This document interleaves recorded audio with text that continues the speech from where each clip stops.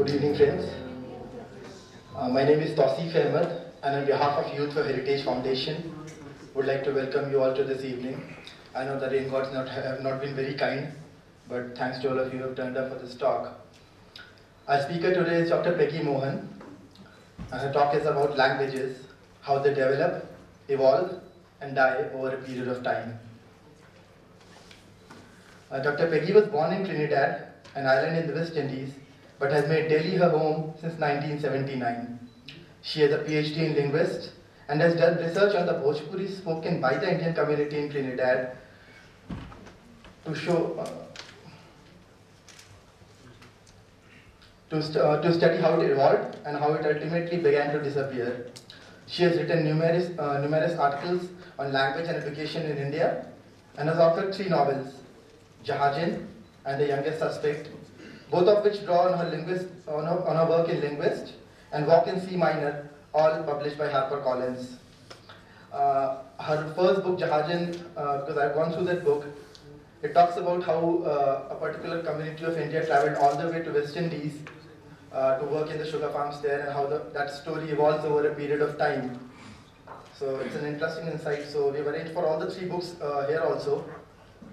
And her second book is, of course, The Youngest Suspect, which talks about the trial in the Godra Kand, which was taken for the students who were charged, and she was assisting the judge as Supreme Judge as a role in linguist. So that's her second book, and of course the third book, which has recently been released, which is called Walk in C Minor. And I would like to invite Peggy on the stage to take this talk forward, and of course see how we go about it. Good evening. I thought I'd start this whole discussion of language taking a word from my last book, and that is sonata. A sonata is a piece of music which is supposed to take you on a long walk and take you back often to revisit places that you have been to before, where you see them with new eyes, where you know more, and you're much better able to understand what the whole place is about, the entire experience is about.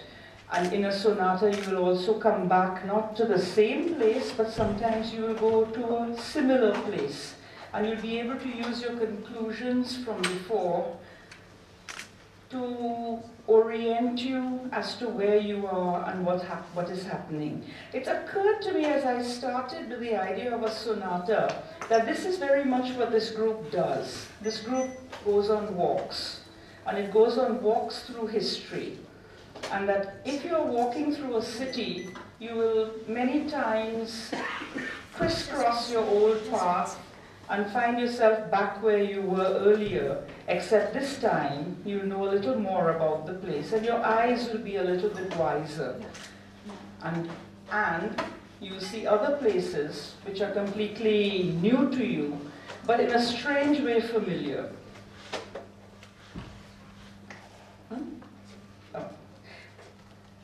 What I wanted to do by saying this is that when we look at language, we're basically seeing a large number of things that are happening in the world simultaneously. Looking at the evolution of languages in India, it's going to be somewhat similar to other things that we see in other parts of the world. Sufficiently so that we can draw conclusions and feel that we can be looking back into history.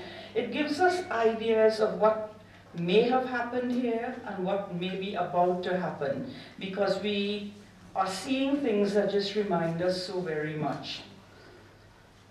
When I first started out working on language change, I was working in the West Indies on the community that Taufik told you about, the Indians from the Caribbean, who eventually, it's good that he mentioned start, because start is a point that I was not going to get to. We all call ourselves Bhojpuri speakers, but in fact we weren't all that. It's a little bit more fluid than that. We got drawn into being Bhojpuri speakers because that became the community language. Then I started noticing that people were not speaking it quite so well, and I designed a study to understand how a language disappears. Now, at that time, the thinking was that people forgot and people changed within their own lifetime.